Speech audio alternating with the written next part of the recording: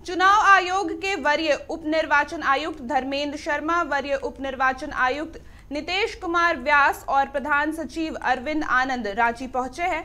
भारत निर्वाचन आयोग की टीम द्वारा आज पतरातू पर्यटन विहार स्थित सभागार में बैठक हो रही है। आपको बता दें कि इस बैठक के दौरान सभी जिला निर्वाचन पदाधिकारियों के साथ समीक्षा की जा रही है। आपको बता दें कि झारखंड में विधानसभा का चुनाव महाराष्ट्र, हरियाणा और जम्मू कश्मीर के साथ हो सकता है। आज चुनाव आयोग की बैठक के दौरान इस पर फैसला हो सकता है।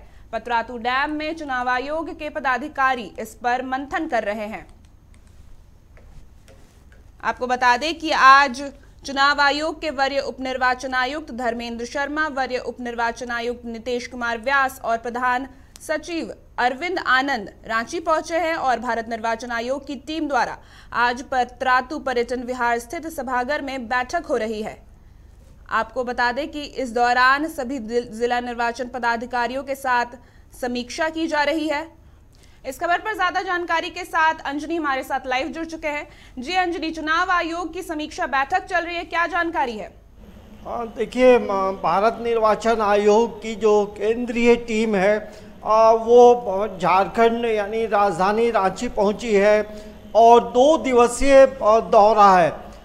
दरअसल आप देखेंगे झारखंड में भी विधानसभा के चुनाव होने हैं और विधानसभा चुनाव के पूर्व निर्वाचन आयोग की एक बड़ी भूमिका होती है कि कैसे चुनाव के पहले जो तैयारियां करनी हैं उन तैयारियों का जायजा लेने के लिए टीम राजधानी रांची के पतरातू में मतलब बैठक कर रही है।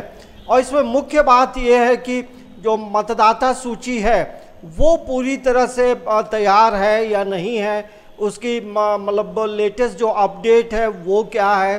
दूसरा फिर एक बड़ा सवाल होता है, जब चुनाव होते हैं तो सुरक्षा एक बड़ा सवाल होता है और यही वजह है कि सुरक्षा को लेकर क्या किस तरह से रणनीति पुलिस प्रशासन के द्वारा बनाई जा रही है। और यही वजह है कि इस बैठक में जो नोडल अधिकारी हैं, मतलब चुनाव को लेकर के जो नोडल अधिकारी बनाए गए हैं पुलिस प्रशासन के तरफ से, वो भी होमकर साहब भी इस बैठक में शामिल हैं।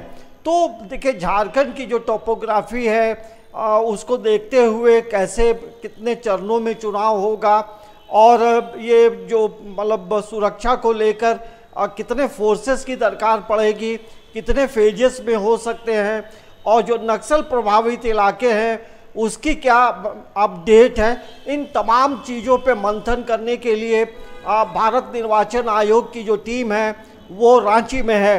देखिए, पतरातू डैम में जो मतलब पर्यटन विहार है वहाँ बैठकों का जो दौर है ये 2 दिनों तक चलेगा और इस बैठक में पूरे राज्य के सभी जिलों के जो डीसी हैं वो इस बैठक में शामिल होंगे, क्योंकि जिला में डीसी जो होते हैं इलेक्शन जब होते हैं तो इसके लिए सबसे बड़े पदाधिकारी होते हैं, नोडल अधिकारी होते हैं निर्वाचन के।